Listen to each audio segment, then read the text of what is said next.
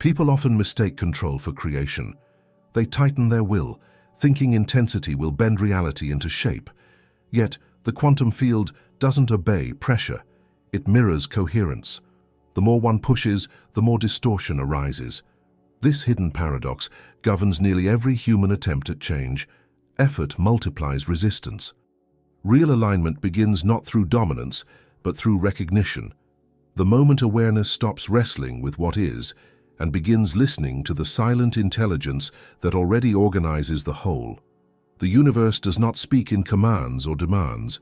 It listens.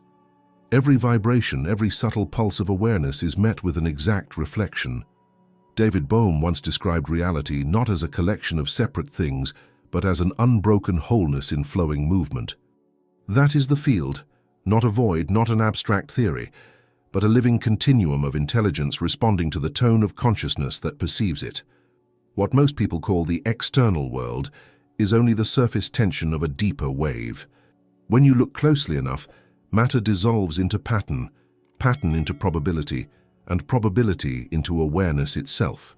Max Planck, the father of quantum theory, intuited this when he said that all matter arises from a force that brings particles into being, and that this force itself originates from a conscious mind.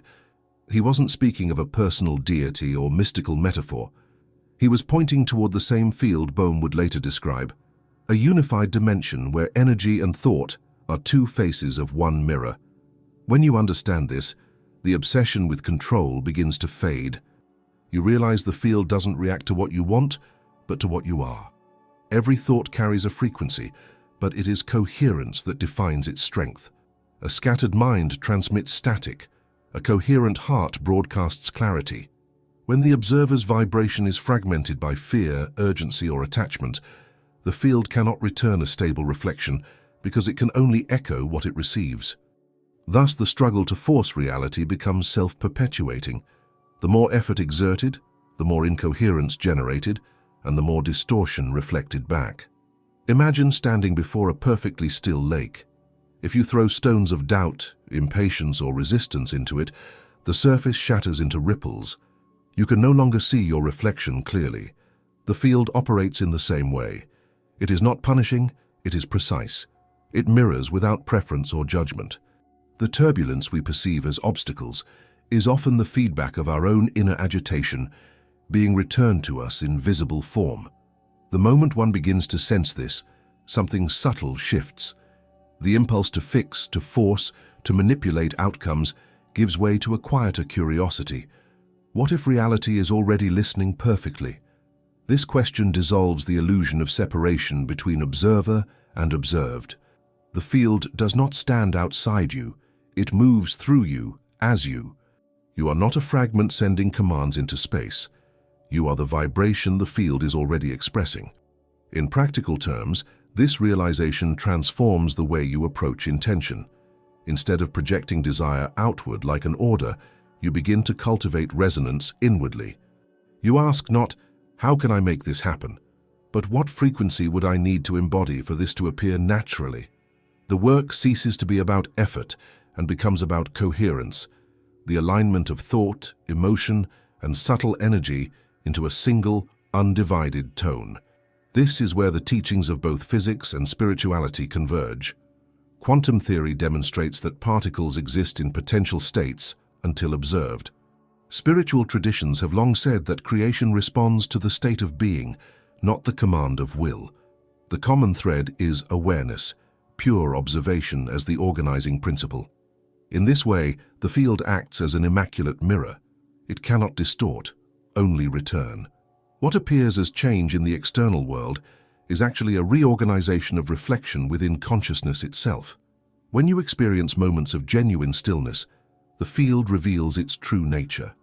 The silence is not empty, it vibrates. There is a pulse, a subtle hum beneath perception, the evidence of interconnectedness between everything that exists. To sense this directly is to recognize that what we call reality is an ongoing act of resonance. You are both the note and the listener. When your frequency aligns with coherence, the field reorganizes instantly. It is important to see that this alignment is not achieved through moral virtue or mental affirmation. It arises through presence. The field reads vibration, not vocabulary. You can recite words of peace while vibrating with frustration, and the field will mirror the frustration faithfully. Likewise, you can say nothing at all yet radiate harmony, and the field will unfold in symmetry around you. Bohm compared consciousness to an ocean with waves rising and falling as forms of thought. Each wave appears distinct, yet every crest belongs to the same body of water. If one wave tries to dominate another, it merely increases turbulence. But when each movement recognizes its origin, the surface calms, and the depth becomes visible again. The field responds precisely the same way, not to assertion, but to awareness of unity. In that unity, control becomes irrelevant. You stop trying to force the mirror to reflect what you want, and start tending to the image you're actually projecting. Every moment becomes a calibration, a gentle attunement to what your vibration is saying. And as you quiet the noise of trying, you begin to notice the subtle harmony already weaving through the fabric of your experience. The field is never silent in truth. It speaks through the rhythm of synchronicity, through sensations of ease or friction, through coincidences that seem designed specifically for you. These are not rewards or punishments, but mirrors of coherence and incoherence. Once you learn to read this language, reality feels less like an opponent and more like an intricate conversation between consciousness and its own reflection. To live in awareness of the field is to live as if life itself were alive with you, because it is. The more coherent you become, the clearer the reflection grows. Eventually, you understand that the simplest quantum shift is not a technique, but a way of seeing. The moment you realize that nothing stands outside your consciousness, the field no longer needs to be forced. It only needs to be recognized. The mind loves to fix things. It thrives on problem-solving, prediction, and control. That capacity once kept humanity alive, but when turned toward the quantum field, a domain that doesn't obey linear cause and effect, the same impulse becomes interference. The rational mind wants to figure out reality, while the field only mirrors the state of being that observes it. When thought tries to command vibration, noise is born. This noise is the invisible static that distorts the coherence between what we desire and what actually materializes. Joe Dispenza's research offers a bridge between science and this subtle truth. His studies on brain-heart coherence show that intention alone has little measurable effect unless it is accompanied by elevated emotion, gratitude, love, openness. When thought and feeling move in opposite directions, the signal becomes fragmented. Imagine a radio broadcasting two stations at once. Neither comes through clearly. That's the human condition, when the intellect demands results while the heart doubts or resists. The field receives the mixed signal and returns a reality that feels equally inconsistent. This is why so many efforts at manifestation fail. People visualize, affirm, and plan with precision, yet the underlying vibration remains anxious, impatient, or skeptical. They focus on the image while radiating the opposite frequency. The field cannot contradict coherence. It mirrors it perfectly. The outcome, therefore, is not shaped by the picture in the mind, but by the emotion beneath it. It's not the thought of abundance that manifests. It's the feeling of already being supported. Not the image of love, but the vibration of being love. Mental noise begins as a whisper, the subtle hum of self-doubt that questions whether change is truly possible. Left unchecked, it multiplies, layering logic over intuition, expectation over trust. Soon the inner space that could serve as a clear receiver becomes cluttered with static. The more effort one applies to silence the mind by force, the louder it seems to become. That is the paradox of suppression. You cannot quiet noise by shouting over it. The only way to reduce interference is to stop feeding it energy. Observation plays a crucial role here. When you notice the chatter without judging or engaging it, you interrupt the loop of reactivity that keeps it alive. The brain operates on predictive patterns. When you stop reacting to thought, the pattern loses its fuel. This moment of non-reaction is the beginning of coherence. It's not passivity, it's precision. You are no longer generating random waves, you are tuning your signal. Neuroscience supports this in a practical way. When the heart and brain synchronize in rhythm, a state measurable through heart rate variability, the body enters physiological harmony. Cortisol levels drop, immune function improves, and the electromagnetic field around the heart expands in coherence. This field interacts with the environment, influencing others and the conditions around you. The so-called law of attraction may sound mystical, but at the physiological level, coherence literally changes the way energy interacts with matter. Think of mental noise as an orchestra playing out of tune. Each instrument, a thought, an emotion, a memory, competes for dominance. The conductor, the conscious self, tries to impose order through control, but the harder it pushes, the more resistance arises. Real harmony begins when the conductor listens, not commands. In that listening, rhythm naturally returns. Silence, rather than discipline, becomes the foundation of clarity. Most people associate silence with absence, but in the quantum sense, silence is structure. It is the moment the observer ceases to distort the wave with expectation. In that space, probability organizes into coherence. This is not an act of doing, but of allowing. When you let the mental current slow, the field responds immediately because it no longer needs to counterbalance your resistance. This understanding transforms daily life. Situations that once triggered anxiety become invitations to observe vibration. You begin to recognize that frustration is not a problem to solve, but feedback revealing incoherence. Each emotional surge becomes data about your alignment. In this awareness, even chaos becomes useful. You stop labeling experiences as good or bad and start reading them as messages about your frequency. There's a simplicity in this approach that feels radical. The less you interfere, the more the field can organize on your behalf. The rational mind might protest. It believes that without constant control, everything will collapse. Yet every time you release control, what actually collapses is the illusion of separation. The field doesn't need your command. It needs your coherence. Joe Dispenza often says that the brain is a record of the past, but the heart can access the present moment. When the two synchronize, you move beyond memory and enter creation. This is the real meaning of heart-mind coherence. It's not about positivity or belief. It's about resonance. A coherent being doesn't chase outcomes. It radiates alignment. This quiet state is not void of thought. It's thought without friction. Ideas still arise, but they pass through without resistance. Emotion flows without attachment. You are aware, yet not entangled. In that neutrality, the signal becomes pure. The field, in turn, reorganizes effortlessly around this purity of observation.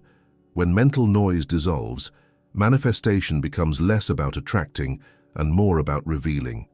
What you sought externally was never missing. It was obscured by interference. The stillness beneath the static was always transmitting the same truth. The field is already complete. The moment you match that completeness, reality mirrors it instantly. To live with less mental noise is to participate consciously in the quantum dialogue of existence. You are no longer reacting to echoes of your own confusion. You are composing coherence. Every thought becomes an instrument of resonance rather than control.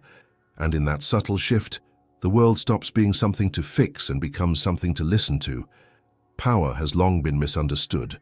For most of human history, it was associated with domination, the capacity to impose will upon circumstance. Yet in the deeper layers of existence, real power doesn't arise from control, but from alignment. Lao Tzu revealed this long before quantum language existed. The softest element in the world overcomes the hardest. Water, seemingly gentle, shapes stone through patience and constancy, not through struggle. That is the essence of surrender, not giving up, but giving in to the greater intelligence that already governs the flow of life. The paradox is that surrender appears as weakness to the analytical mind. The ego equates yielding with defeat because it cannot imagine order without its interference. It believes that to relax its grip is to vanish, to lose significance. But the quantum field does not need the ego's permission to function. It continues weaving reality regardless of the mind's resistance. Surrender simply allows us to perceive that process without distortion. It is not an abdication of participation. It is a refinement of perception. When you surrender, you do not step away from creation. You step into coherence. The effort to force outcomes fractures energy into competing frequencies. Surrender gathers that energy back into wholeness. It unifies the observer and the observed. In this unified state, the field responds instantly because it is no longer receiving mixed messages. The consciousness that allows becomes the same vibration as the intelligence that creates. There is no longer you commanding reality. There is reality recognizing itself through you. The rational mind resists this because it thrives on linear logic, cause followed by effect. It cannot grasp how allowing could possibly influence matter. Yet quantum physics already reveals that observation alone collapses potential into form. The field is not manipulated by action, but by awareness. Surrender refines awareness to such purity that no friction remains between thought and being. The observer becomes transparent, and through that transparency, the wave of potential resolves into clarity. Many spiritual teachers have tried to describe this phenomenon. The Taoists call it Wu Wei, effortless action. It does not mean doing nothing, it means doing without resistance. The difference is subtle but immense. In Wu Wei, every movement arises naturally from alignment with the larger flow, just as a leaf moves with the current rather than against it. This is the same principle the quantum field embodies: harmony over force, coherence over effort. Consider the difference between pushing and allowing in simple human experience. When you force a conversation, it closes. When you listen, connection deepens. When you push for inspiration, creativity evaporates. When you rest into stillness, insight appears. These small examples mirror the mechanics of the field itself. The universe doesn't yield to pressure, it opens in resonance. The moment you surrender the need to control, you become receptive to the intelligence that guides everything. This shift often begins in moments of exhaustion, when resistance has run its course. People describe a sudden quietness after trying every possible method, a soft inner release that whispers, "I don't know anymore." Paradoxically, that admission of not knowing creates the space where knowing emerges. The field does not respond to effort, it responds to openness. The instant the mind loosens its demand for certainty, the flow returns. In that openness, surrender becomes a form of clarity. You begin to perceive that outcomes are not separate events, but reflections of your internal state. The external world stops appearing random or adversarial. What once felt like failure now feels like feedback. What once required force now unfolds with grace. This is not mystical thinking. It's the mechanics of coherence. When you cease fighting reality, you re-enter its rhythm, and the rhythm carries you effortlessly toward equilibrium. Einstein once noted that a problem cannot be solved from the same level of consciousness that created it. Surrender is the act of stepping beyond that level. It suspends the frantic activity of the analytical mind long enough for a higher order of intelligence to reveal itself. That intelligence is not personal. It's the same field that spins galaxies and breathes through your lungs. When you stop pushing against it, you feel it moving through you, adjusting what needs to shift without your interference. The fear that keeps most people from surrendering is the belief that without control, chaos will reign. Yet the opposite is true. Chaos is the byproduct of control, the turbulence created when ego tries to steer the infinite. When control dissolves, order emerges naturally because the field's inherent structure takes over. You begin to sense that reality is self-balancing. It does not need your direction, only your alignment. This realization births a quiet confidence. You no longer chase outcomes, you participate in flow. Life becomes less about prediction and more about participation. Decisions arise from intuition rather than strategy. You stop asking whether things are working and start noticing how effortlessly they unfold when you stop resisting. The same situations that once triggered anxiety now invite curiosity. The current that once felt like opposition reveals itself as guidance. Surrender, then, is not an act of defeat but of remembrance. It recalls the truth that consciousness and the field are not two entities in negotiation.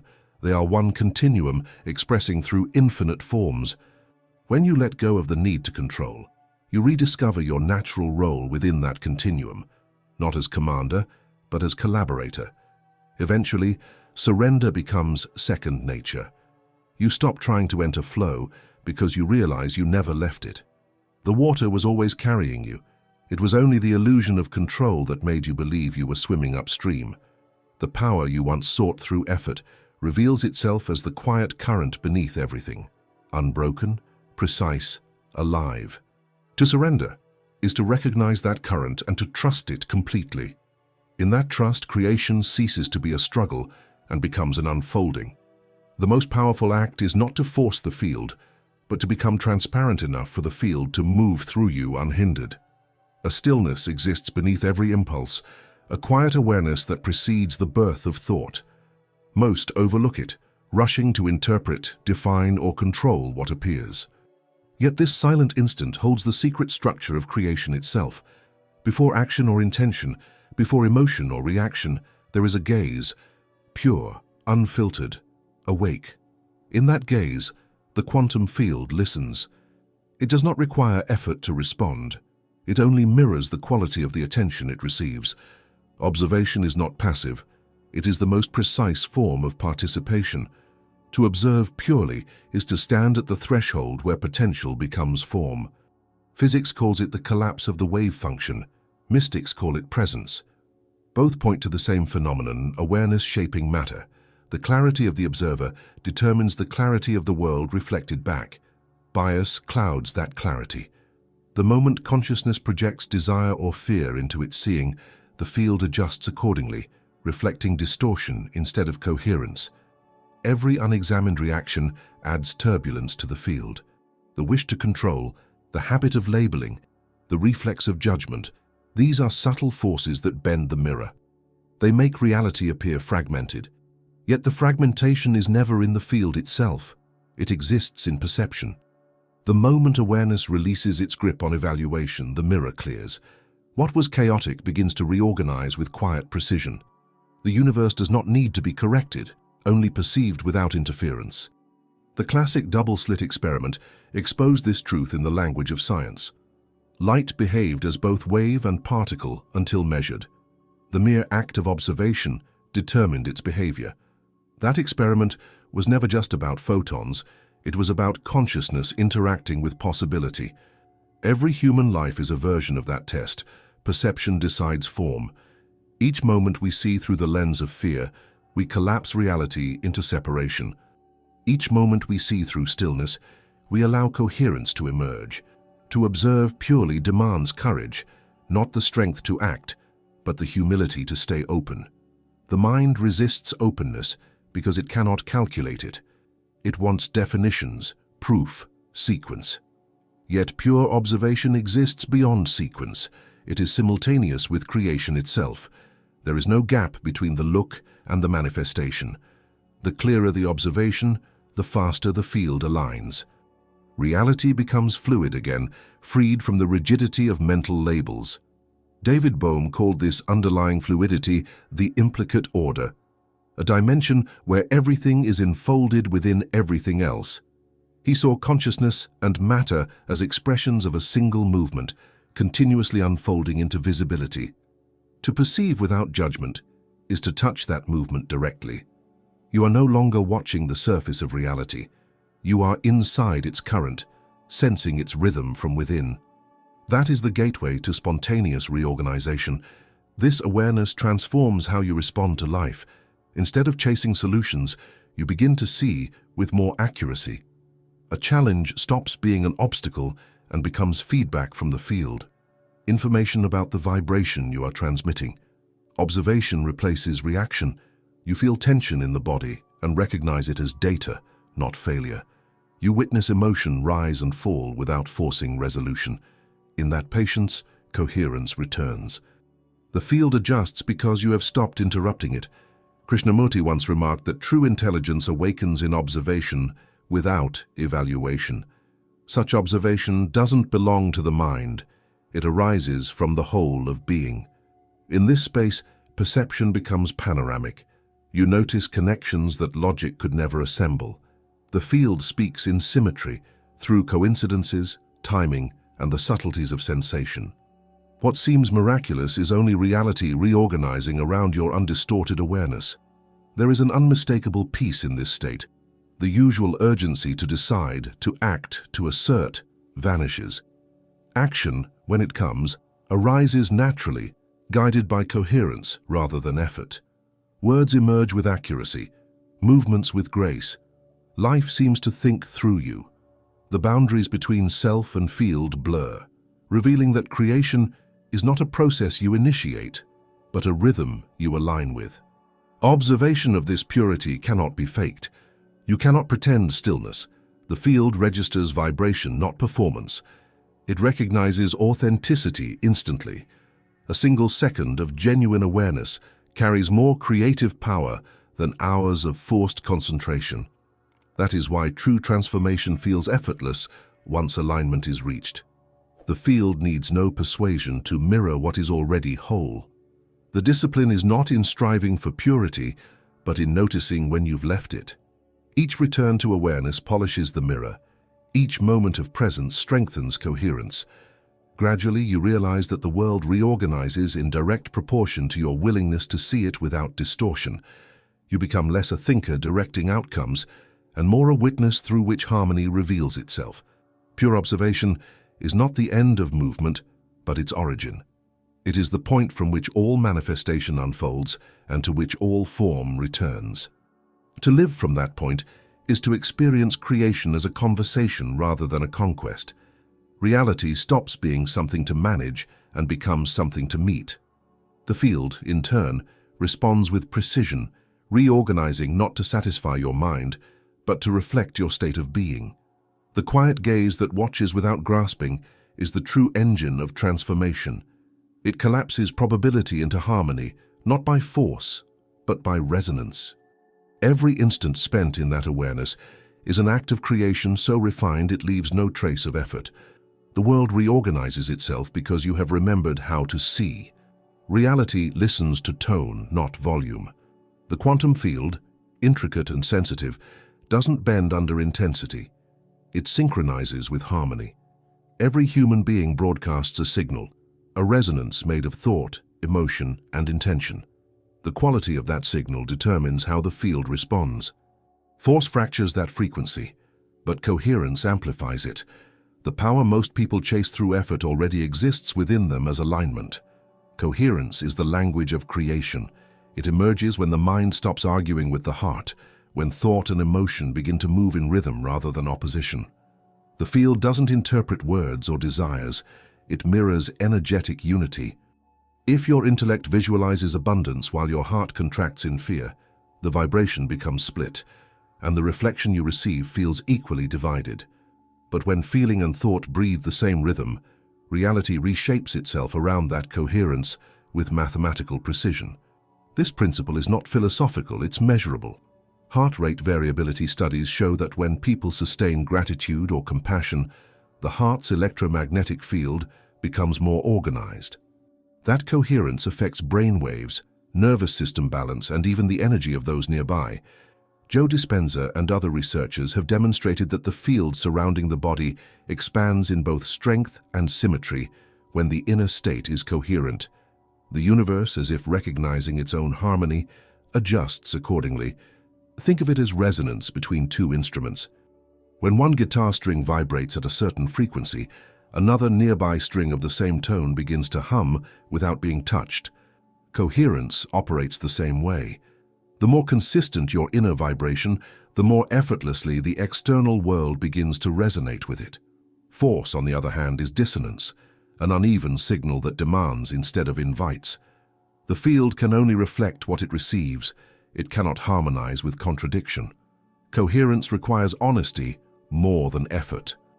It asks you to notice where you are pretending to be aligned while still holding resistance beneath the surface. Many speak of peace while vibrating with urgency, or of trust while harboring doubt. The field doesn't judge this, it simply reflects it. Each moment of awareness becomes an opportunity to tune your inner frequency closer to truth. The correction is not moral but vibrational, the movement from noise to clarity. This tuning process begins with the body. The heart acts as a bridge between form and field, translating emotion into measurable rhythm. When the breath deepens and the body softens, the field begins to stabilize. The mind quiets not through suppression, but through synchronization. In that state, energy moves freely, unhindered by contradiction. What follows feels less like manifestation and more like inevitability, the natural reorganization of matter around coherence. The shift from force to coherence changes the entire psychology of creation. Instead of asking, "What can I make happen?" you begin to ask, "What am I resonating with right now?" That question dissolves struggle instantly because it redirects attention inward, where alignment begins. From there, the external world stops being a battlefield and becomes a reflection pool. You no longer push reality. You participate in its rhythm. The results feel organic, as if life itself is breathing with you. Many traditions have spoken of this state through metaphor. The musician in tune with the orchestra of existence, the sailor adjusting to the wind rather than fighting it, the craftsman feeling the grain of wood before carving. Each represents coherence, action guided by alignment instead of willpower. The quantum field follows the same law. It responds not to the loudest intention, but to the most integrated one. As coherence grows, synchronicities multiply. Life starts arranging itself with subtle intelligence. Opportunities seem to appear at the exact moment you release the need to chase them. Relationships shift toward balance. Health stabilizes. These are not miracles, they are mirrors of inner order. The field always moves toward symmetry. Coherence simply removes the obstacles that once distorted its reflection. Living in coherence doesn't mean abandoning ambition. It means acting from wholeness rather than tension. You can still plan, speak, and create, but the energy behind those actions becomes calm and precise. You stop leaking power through anxiety. You start influencing reality through clarity. In this way, coherence becomes both the path and the destination, the medium through which consciousness recognizes itself in matter. And this awareness is contagious. When one person moves into coherence, the resonance affects those around them. The collective field begins to reorganize, subtly at first, then unmistakably. Calm becomes influence, presence becomes catalyst. The most transformative leaders are not those who command, but those who radiate alignment. Their coherence invites others into harmony without a single word. If you've ever felt the difference between someone forcing energy and someone radiating it, you already know how the field responds. Force demands attention, coherence draws it effortlessly. One drains, the other nourishes. One seeks control, the other embodies trust. Reality listens closely to that difference. As you reach this point in the reflection, take a breath, not to achieve calm, but to notice coherence as it already exists within you. Feel the rhythm between heart and breath, thought and emotion, awareness and space. This is the vibration the field understands. Every time you return to it, reality adjusts its symmetry to meet you there. If this perspective resonates with you, allow it to settle before rushing to think. Then, as a simple act of coherence, share your reflection. Write in the comments what alignment means to you in one honest sentence. And if this message reminded you of your own inner rhythm, like the pulse beneath all movement, leave a like. Not as a gesture of approval, but as a small pulse of resonance returning to the field that brought you here. Every force creates a counterforce. The more tightly consciousness tries to steer reality, the more resistance the field must produce to maintain balance. This is why struggle always feels heavy. It's not the task itself that exhausts, but the tension of opposing the natural rhythm. Surrender dissolves that opposition. It's the moment the energy once spent on control returns to flow, and life begins to move on its own intelligence. Surrender is not submission, it's resonance. To surrender is to stop pushing against the current of coherence and to move with it instead. In this shift, the relationship between observer and field transforms. You are no longer the one shaping reality through intention. You are the frequency through which reality expresses itself. The field doesn't need commands, it needs permission. Surrender is that permission. Albert Einstein called reality an illusion, though a persistent one. His words hint at the same insight that mystics and physicists eventually share. Perception defines the structure of the illusion. As long as the observer insists on controlling outcomes, they remain trapped inside the illusion of separation. The instant they relax into awareness, the illusion softens. the field can finally reveal its inherent symmetry. In the vibration of surrender, thought slows down and awareness expands. You begin to notice subtle coherence in ordinary moments, how a delay aligns you with a meeting you were meant to have, how an obstacle redirects you towards something more fitting. What used to appear as coincidence now reads as communication. The field has always been speaking. Surrender simply removes the noise that prevented you from hearing it. The paradox of this state is that it feels effortless, yet deeply alive. There is alertness without tension, movement without resistance. The body feels lighter, as if no longer carrying the burden of strategy. Emotion flows cleanly without residue or suppression. Decisions arise not from calculation, but from clarity, a quiet knowing that does not require justification. The field orchestrates through intuition what the mind could never organize through logic. Surrendering does not mean abandoning desire, it means releasing attachment to its form. You may still hold vision and direction, but you stop demanding how they must unfold. The field interprets your vibration, not your plan. When you relax into trust, possibilities appear that linear thought would never predict. This is the paradox Einstein alluded to, that reality reorganizes not through insistence, but through permission. Imagine standing in a river, trying to push the water forward with your hands. You tire quickly, though the current was already moving perfectly. Once you stop forcing, the same current carries you farther than effort ever could. That's how the field moves through coherence. It needs no push, only alignment. The current is already intelligent. Surrender lets it reveal where it was going all along. This vibration is contagious. People sense it before words are spoken.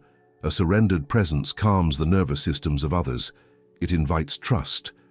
There's an unspoken authority in those who live this way, not because they control outcomes, but because they embody the ease of alignment. The field amplifies that ease, weaving synchronicities around them like soft confirmations. The difficulty of surrender lies not in the act itself, but in the ego's fear of losing identity. It believes that letting go means becoming nothing, yet the opposite is true. In surrender, identity expands beyond the small self into the wider intelligence that animates everything. You do not vanish. You return to participation in the total movement of life. What was once personal effort becomes universal rhythm. Every realignment begins in that vibration, not as a dramatic awakening, but as a subtle relaxation of resistance.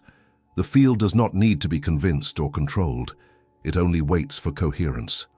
When you surrender the need to manage the flow, you re-enter it fully, and everything begins to self-correct. Life regains its natural timing, relationships rebalance, health stabilizes, creativity returns. Surrender is not a technique to be mastered, but a truth to be remembered. The universe is not asking you to fight for alignment. It's inviting you to stop interrupting it. The moment you do, the current takes over. Realignment is not achieved. It happens quietly and completely the instant you no longer stand in the way. The universe operates in patterns of breathtaking simplicity. Electrons do not argue about orbit. Rivers do not negotiate their path to the sea. Yet the human mind, wrapped in its own complexity, believes that simplicity cannot possibly hold power. The ego, built from memory and comparison, mistrusts what is natural. It prefers systems, hierarchies, and strategies because they create the illusion of control. The irony is that this very need for control fragments the coherence that the field responds to. The ego complicates reality to secure its own survival. It thrives on analysis and separation. This versus that, better versus worse. In simplicity, its authority disappears. Simplicity does not ask for identity, it only asks for presence. For the ego, presence is threatening because it leaves no space for performance, so it invents layers of meaning, rituals, and intellectual structures to keep stillness at a distance. But the field doesn't listen to these structures. It mirrors vibration, not vocabulary. What we call spiritual practice often becomes another disguise for complexity. People chase methods, techniques, and step-by-step systems, hoping to reach enlightenment through discipline. Yet the more methods they collect, the further they drift from the essence of alignment. The field doesn't require sophistication, it requires sincerity. Simplicity is not a downgrade of consciousness. It's a return to its original frequency.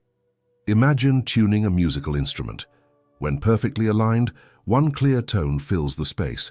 Add unnecessary adjustments, and the note becomes sharp or flat. Human consciousness behaves the same way. Every extra effort to control, prove, or perfect introduces dissonance into the natural rhythm of being. The ego calls it progress. The field reads it as noise. In truth, the deepest wisdom feels ordinary, so ordinary that the mind overlooks it. This is why simplicity often hides in plain sight. It exists in the pause between breaths, in the rhythm of walking, in the silence before a decision. Yet the mind rarely honors these spaces. It rushes toward the next explanation, chasing significance. But simplicity doesn't shout. It hums quietly beneath the surface, waiting to be noticed. The moment awareness recognizes that hum, reality becomes transparent. The field begins to flow without resistance because consciousness has finally stopped complicating its own signal. The ego's obsession with complexity is rooted in fear. Fear that without it, life will become meaningless. Complexity gives the illusion of purpose. More books to read, more systems to master, more truths to uncover. But meaning does not live in accumulation. It lives in direct experience. Simplicity reveals meaning by stripping away everything that is not essential. What remains is presence itself, the most profound intelligence in the universe. Einstein once said that everything should be made as simple as possible, but not simpler. He wasn't talking about convenience. He was describing the harmony of natural law. The cosmos itself operates on elegant principles: balance, resonance, coherence. It doesn't force or embellish. Complexity belongs to perception, not to creation. The clearer the perception, the simpler the interaction with the field. When you begin to trust simplicity, life stops feeling like a maze and starts feeling like a rhythm. You no longer chase meaning through constant refinement. You begin to live from awareness instead of analysis. The mind still functions, but as a tool, not a master. It interprets rather than invents. In that quiet balance, the ego loses its compulsion to prove its worth, and the field recognizes the clarity of coherence. Simplicity has a power that the ego can never replicate, the power of transparency. It requires no defense, no argument, no display. It simply is, and because it is, everything aligns around it. The more you trust this natural state, the less effort you need to maintain balance. You start realizing that complexity was never depth, it was distraction. Real depth is silent, immediate, self-evident. In simplicity, alignment becomes inevitable. The ego's constant movement gives way to a subtler intelligence that already knows what to do. You stop rehearsing life and begin experiencing it directly. The field, free of distortion, moves cleanly in response. What once seemed complicated resolves itself without intervention. This is not minimalism for its own sake. It's the recognition that reality, at its core, has always been simple. The path back to coherence is not upward or forward. It's inward, toward the uncomplicated pulse of being that never left. The ego may resist, but awareness doesn't need its permission. The simplicity you are searching for is the same consciousness reading these words. It's already here, quietly holding everything in perfect alignment, waiting for recognition rather than pursuit.